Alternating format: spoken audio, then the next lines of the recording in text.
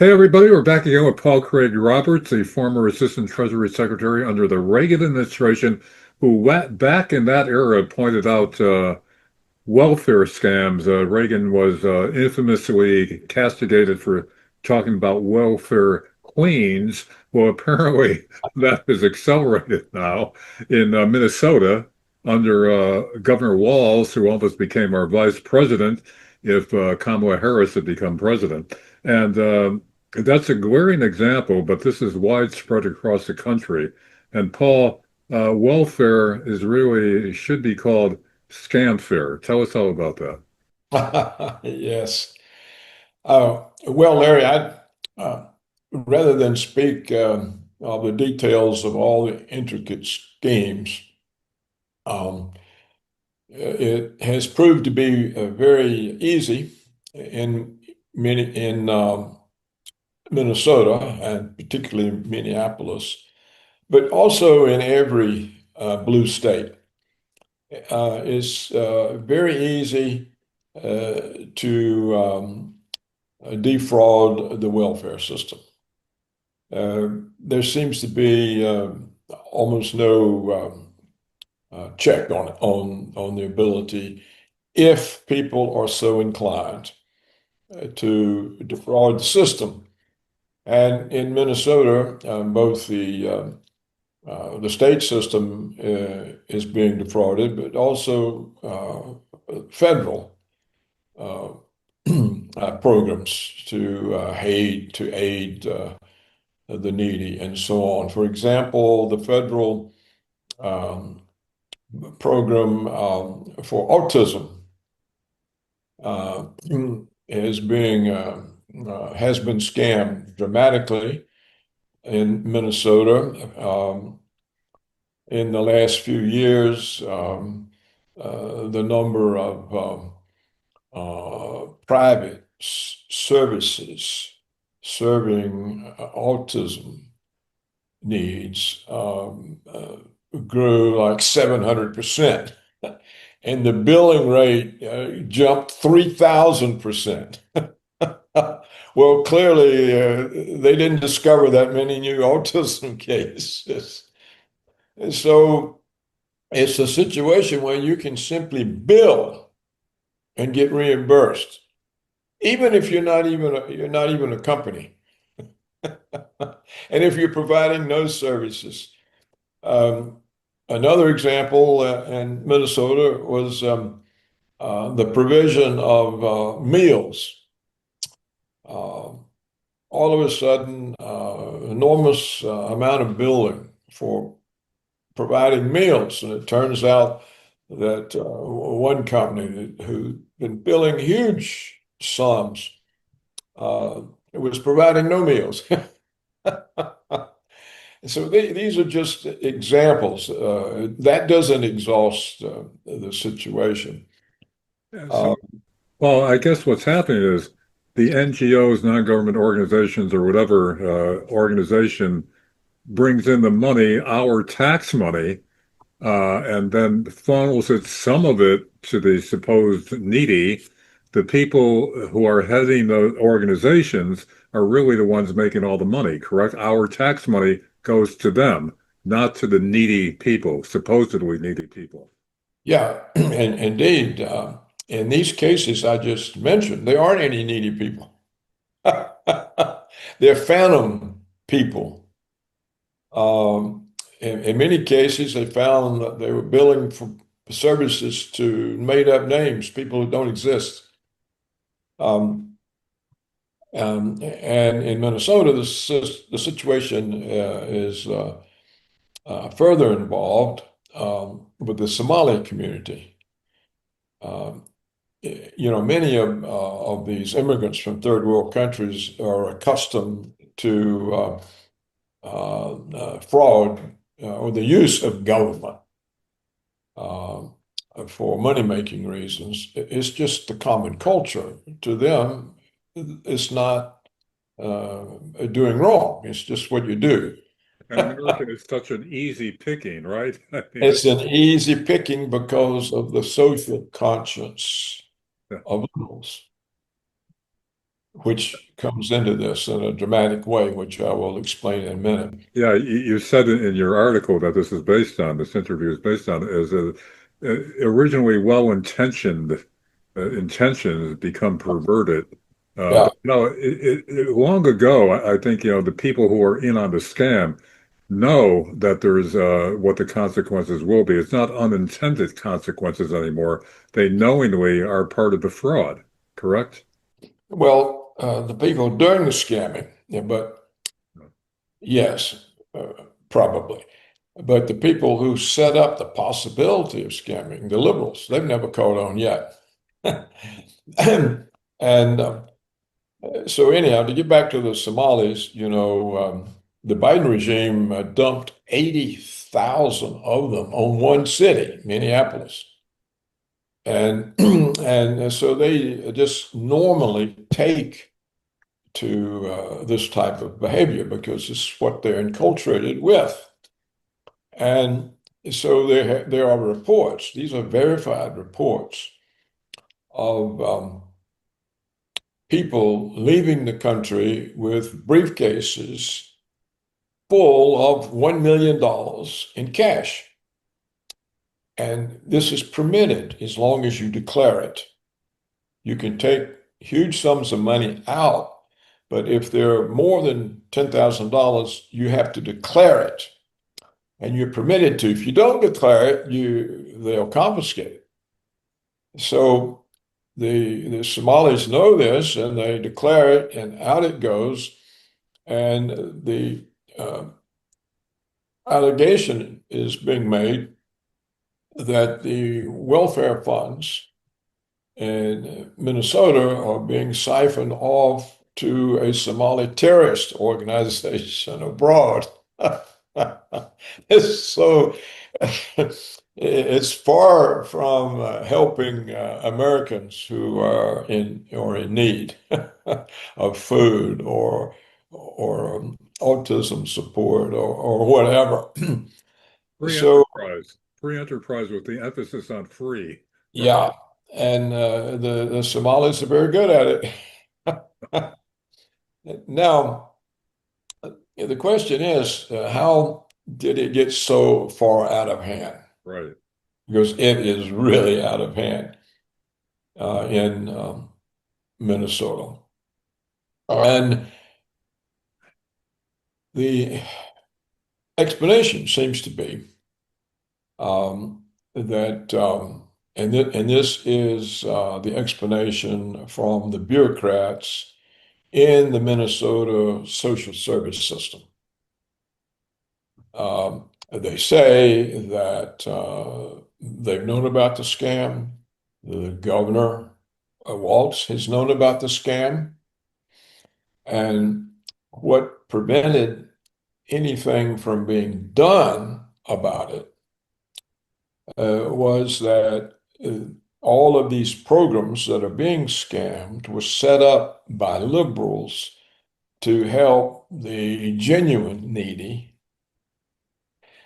And so the programs are associated with the needy, which in so many cases means Black people, people of color, that to move against the fraud would be portrayed by the left wing as a move against poor people, as a racist move against blacks, and that the governor was trying to deny um, necessary help to poor Black American citizens, and that the governor was just terrified of the political effects of these kinds of accusations. So he never acted against the the scams.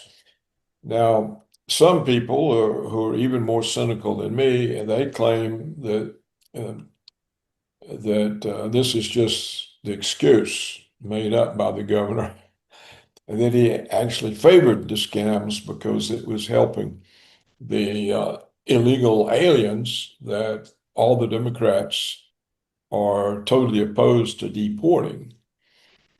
to become more institutionalized in the society and thereby harder to get rid of because they're going to have all of the tax revenues from the society to support their position. Um, I think that may be going a bit far in the explanation, and I can certainly see that the explanation associated with these um, Minnesota um, public service bureaucracy, it would be true that it's true. If Waltz moved against this, the left wing would be screaming, he's against the poor, he's against the blacks, he's racist. Um, and I think it's impossible for Democrats or anyone to stand up to those kinds of charges. It's like being charged with being an anti-Semite. If you're charged with being an anti-Semite and you're in politics, you're finished. If you're just like if you're charged with being a racist in politics, you're finished. And so um, that's probably the explanation of why nothing was done about the scandal. And it may well be that now that the scandal has come public, Waltz can act and that they can do something to contain it or rein it in or stop it. Well, So, he's already blaming Trump. He's saying that, Trump is making a big deal out of this, that this is nothing new. But he fails to explain if it's nothing new, how come nothing was done about it? And um, apparently he's been subpoenaed by Congress now to testify, yeah, to explain himself. We'll see how that turns out or if he even shows up. well, I don't know if they subpoenaed him yet. They've threatened him with subpoena because he refuses to deliver any information Uh, to the oversight committee, who are just trying to get it at this. I think Trump should just be quiet because if he politicizes it, it makes it more difficult for Waltz to do anything about it if he is inclined to do anything about it. Um, making it a political football is a way to bury the issue. yeah. And I think Trump would be better advised not to have turned it into a political football. In fact, that kind of harkens back to what Reagan was criticized for when he talked about welfare queens, right? Way back in his administration, which you were part of. Yeah, you see, he said that there were people who were getting duplicate welfare checks, and there was evidence of duplicate checks going to the same address. And of course, the liberals were so afraid it would be used to discredit their welfare system that they jumped all over Reagan. Oh, this is impossible. It can't happen. He's just making it up. He's just a grade B movie actor and all of that. So they made it a political football to just protect their achievement, their do-good achievement. And this is the trouble with the welfare system. It's why it's so easy for it to be scammed because the liberals are determined to protect it. And so the scams don't get acknowledged. Oh, that's just propaganda against poor people. That's racism.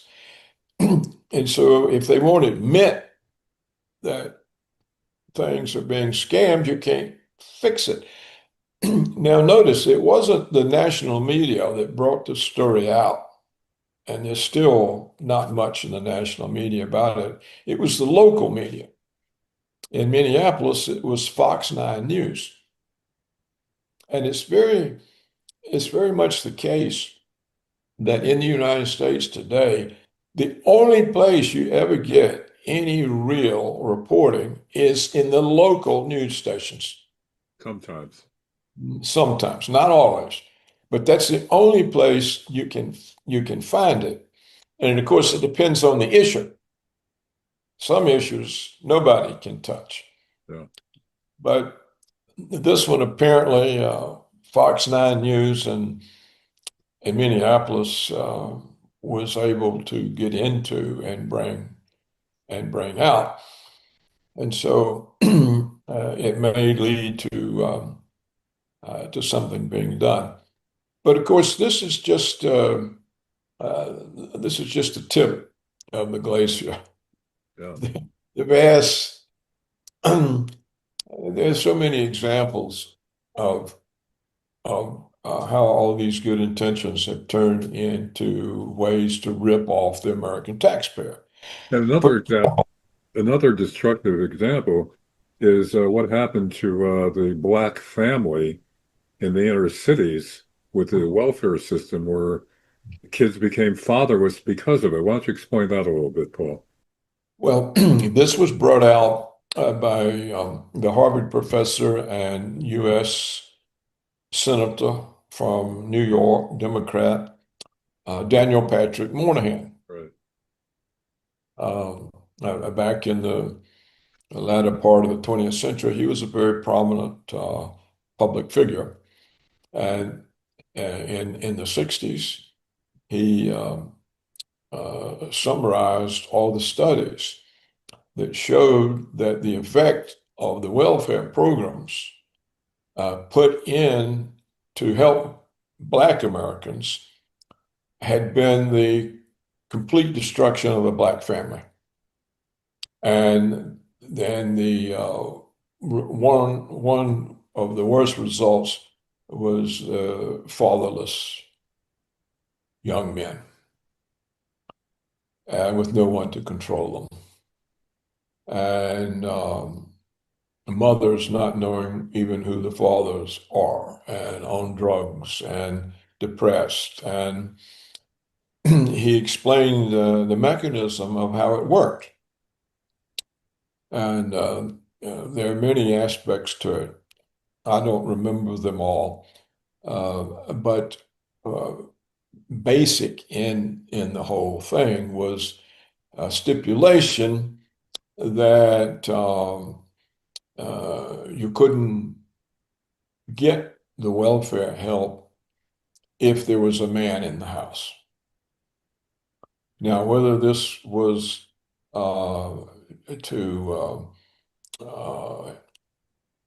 try to protect Black working families from being subsidized by taxpayers, or whether it was an attempt to get all of the itinerant boyfriends out so that the illegitimate birth rate would go down. I don't know what the purpose of that uh, provision that Yeah. the family uh, couldn't get support if there was a male in the house. So the result was that real families, legitimate cohabitation, real families were broken up. And the other step in it was that um, the daughters, young girls, could get out from under mother's control and get their own apartments if they got pregnant and had a child. Yeah. Yeah.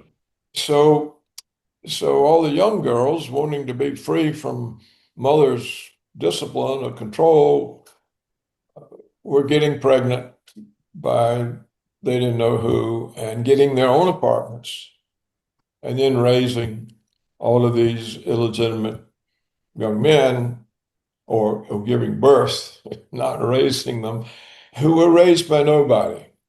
And this became the source of the Black youth gangs and the involvement of Black men in crime.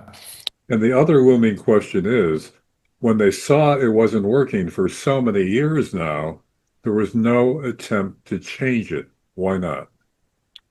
Well, for the same reason, it would the liberals are terrified it'll discourage their welfare state that they have been building uh, since Franklin Delano Roosevelt. It's now 100 years old, or Yeah.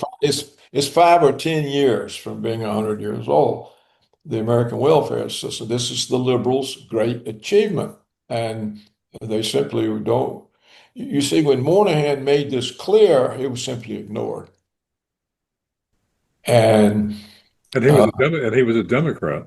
he was not only a Democrat, he was a very prominent public person, not just from being a New York senator, which in those days was very influential, but from being a respected Harvard professor. Right. He wasn't some kind of a right-wing conservative against welfare. He was just an honest, objective guy saying, "Hey, look, it didn't work out like we thought. What are we going to do?" And the answer was nothing. Shut up. Go away. Be quiet. And so this is the whole trouble with the liberals. They've constructed a state that's failed and is increasingly failing, and that now is so susceptible to fraud that American taxpayers' dollars are carried out of the country in briefcases and dumped into terrorist hands overseas. And they still don't want to do anything about it. Um, and as I said, this was the report from the Minnesota social service bureaucracy. Now, some people claim, oh, they didn't really, it was a fake group, not a real social service bureaucracy who said this. There's no official statement from the bureaucracy. The bureaucracy denies, the bureaucratic spokesman deny it, blah, blah, blah. But it does appear that the bureaucracy is correct. They knew about it, the government knew about it, and they couldn't do anything about it because it would look like an attack on welfare programs designed to aid the poor blacks, and that the governor would be dismissed as a liberal and accused of being a racist and so on and so on. Well, So, even the very term welfare now, euphemistically, is now called a social program, not a welfare program, correct? yeah, yeah, yeah, they're social programs. They're no longer welfare programs. Now, now, Larry, as I said, this is just the tip of the iceberg. The whole thing is so huge we couldn't discuss it on a program. But let me give one more example of the liberal good intentions. Many years ago, Ed Koch was the mayor of New York. You no doubt remember him. I remember him. And he was trying to do a good job as a mayor, and which is difficult in New York. And somehow established uh, the right of homeless to shelter. So homeless people in New York, if they were in New York, uh, were entitled to shelter, which meant the city had to provide it.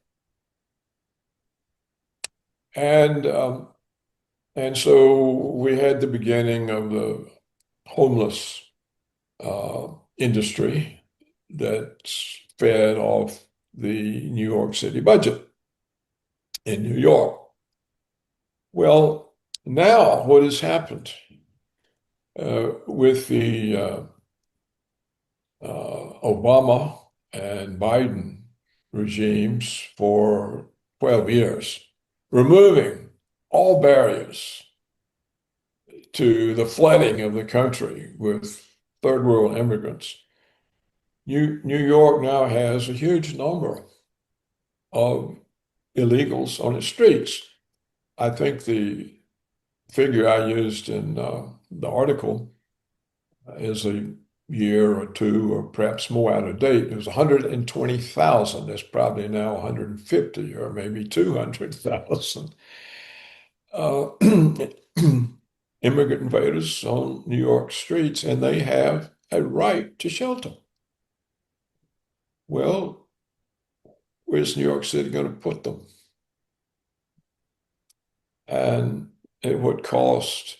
So we have reports not only of hotels being leased by the city to house these people, but public schools losing their sports facilities, their auditoriums to house illegals.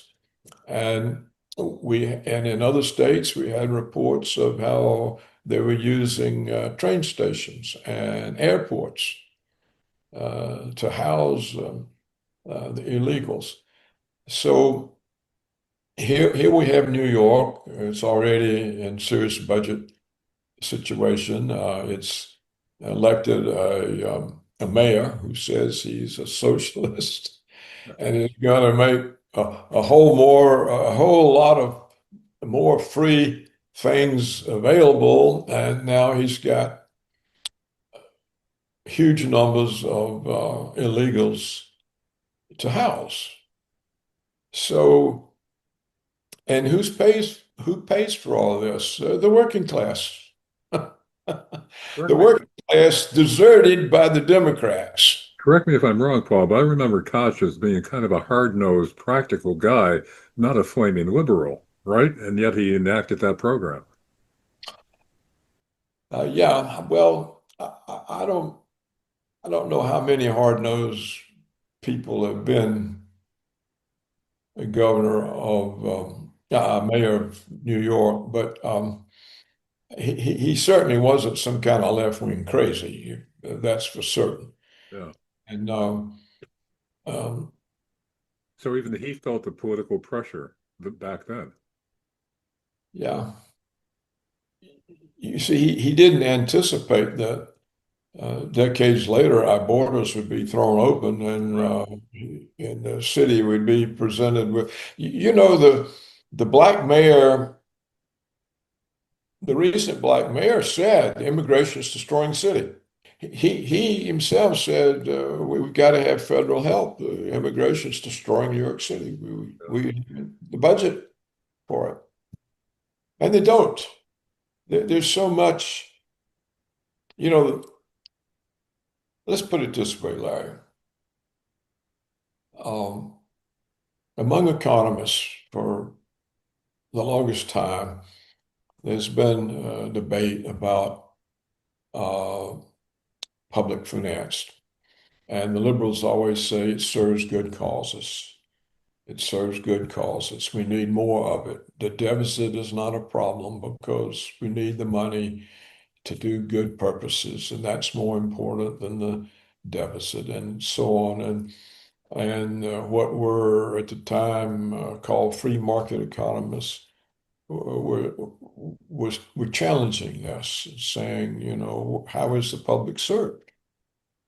Um, um, you know, as Moynihan showed, it wasn't. Not even the public that was supposed to be helped. Yeah. But the debate never went anywhere. And in my opinion, my approach to this is that uh, no government budget serves any public interest. The whole budget is used up by business interests who who have political contacts, and they are rewarded with government contracts that eats up a lot of the budget, and then the rest of it is eaten up by the scam artist. Yeah. And sometimes there's no real difference between the scam artist and the businesses. When the whole mass immigration thing started materializing and exploding, there were all kinds of private businesses getting rich, buying up uh, defunct motels Yeah. to house the illegal entrants and setting up food distribution centers to feed them, and so on and so on. So uh, the what people don't really appreciate is that this mass immigration fueled a huge expansion in American businesses to serve with public funds, paid for by public funds. And I'm sure that the politicians are getting campaign donations from those interests that are making money with this whole scam. So, yeah, it goes back and forth. It's all connected. That's right. And so the position I've taken in the economics profession is that there's no such thing as the public interest being served. There are all kinds of private interests being served, and what they don't appropriate, uh, fraudsters do.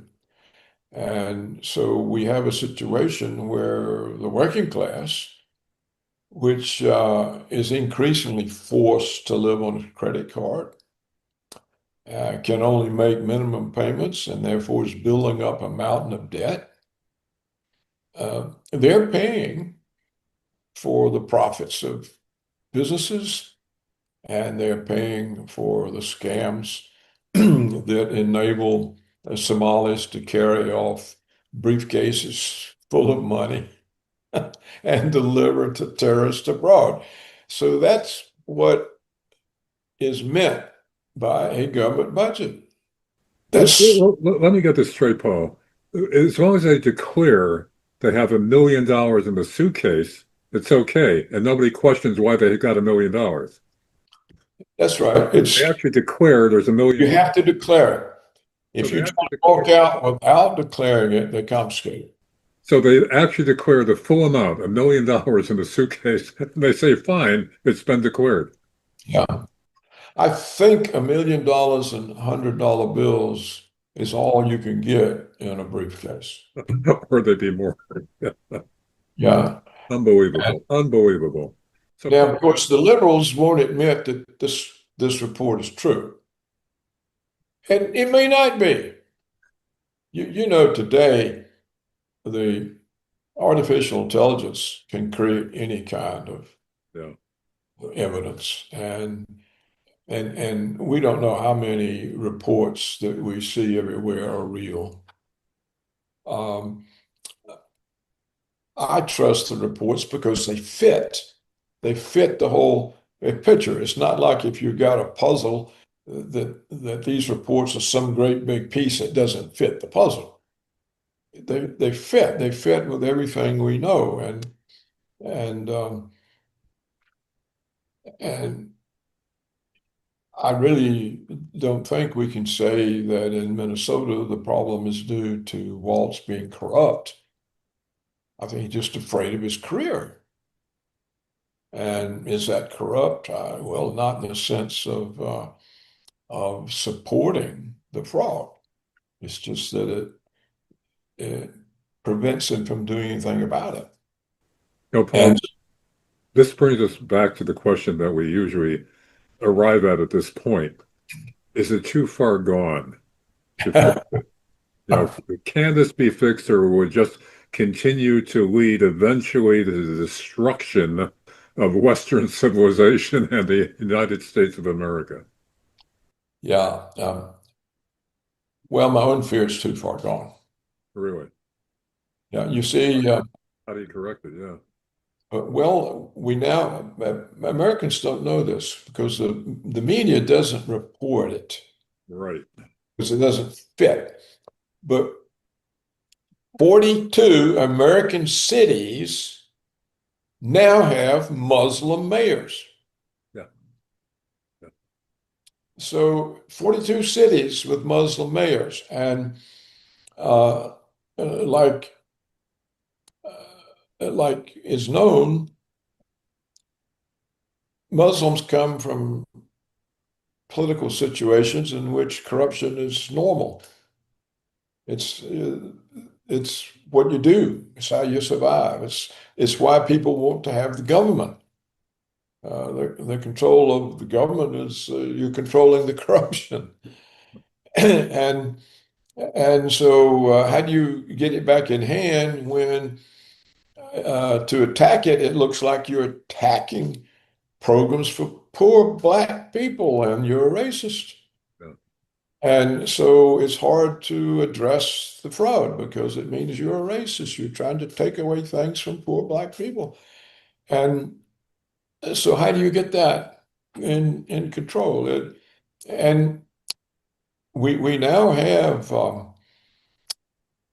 two cities in the Metro Detroit area. One of them is Dearborn. That's majority Muslim, the population. And I think one of those suburbs of Detroit, I remember a few years back, there was a report that the Muslims were in control, mayor, city council, and all that. And they have call to Mecca 6 times a day. So the Christians have to hear the call to Mecca 6 times a day, and whereas church bells are not allowed to ring 6 times a day. I mean, that's what it's already come to. Yeah, there's I just was writing about it this morning. It's not posted yet, but the number of cities with large uh, permanent Muslim populations in the United States is very large, and it includes many surprising cities, including Atlanta, Georgia. Really. Your Yeah, hometown, your hometown. yeah, these are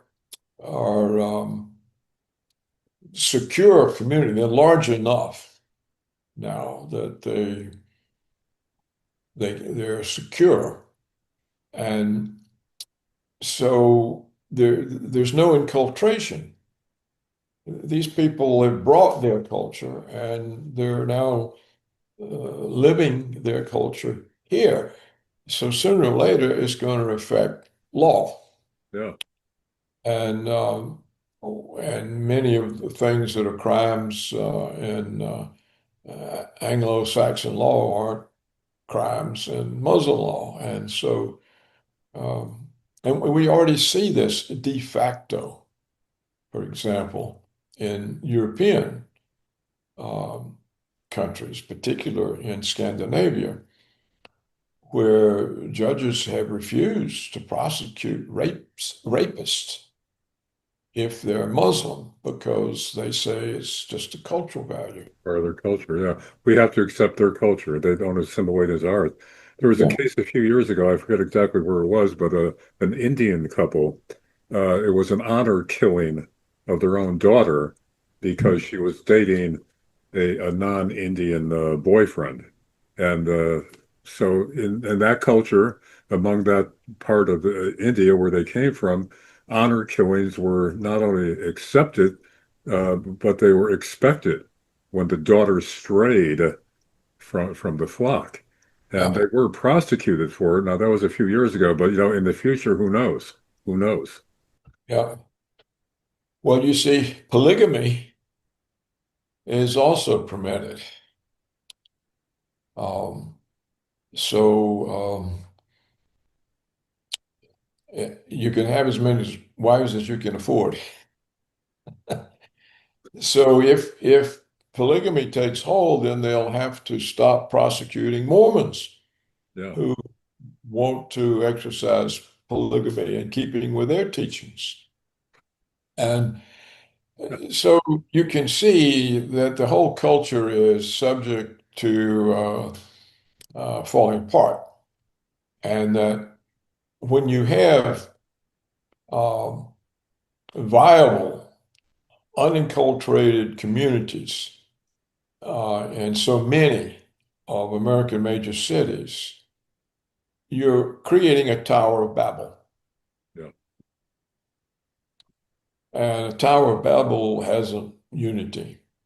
It has a common purpose. And so a nation no longer exists. Yeah. A Tower of Babel is not a nation and cannot be. And the same thing is happening all over the Western world. And so far, Larry, we're only talking about the Muslims. Now, none of this is meant to be against the Muslims. It's just a description of what's happening to the United States. We have the same thing with the Hispanic communities. There are even more established Hispanic communities. And notice, Spanish is becoming an official American language. You can't call any company, any service provider without listening to the robot Yeah. in English and Spanish. Yeah. Press one if So you want Spanish, press two if you want English. Yeah. Yeah. all of American business now has to be able to respond in Spanish. And multiculturalism historically has been the case where it's never worked. The cohesion falls apart. And as you say, at Tower of Babel, you can't have a nation. It's not unified. Oh, look at Yugoslavia. Yeah. So um, this is why I think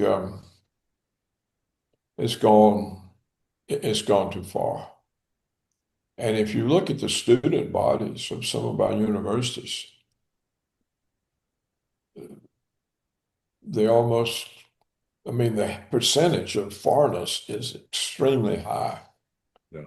And some of them have come over to be educated here, but they don't go back, or many of them don't go back. Um, I was noticing at Oxford, I attended Oxford University in England in